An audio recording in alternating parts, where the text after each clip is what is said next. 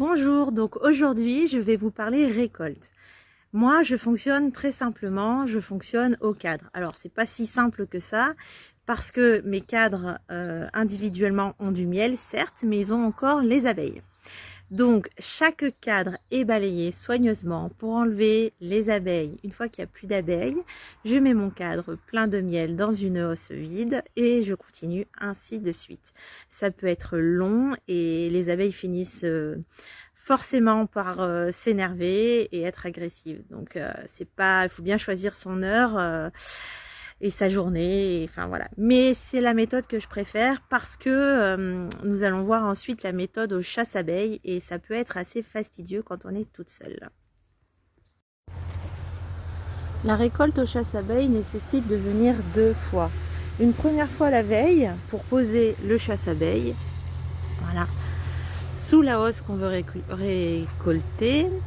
Et donc le lendemain matin, donc normalement il faudrait attendre 12 heures à peu près pour être sûr que les abeilles soient toutes descendues dans la hausse. Donc en dessous j'ai mis une hausse vide avec des cadres pour leur faire de la place quand même, parce que si je demande aux abeilles de descendre dans le corps et que il n'y a pas la place, c'est compliqué pour elles.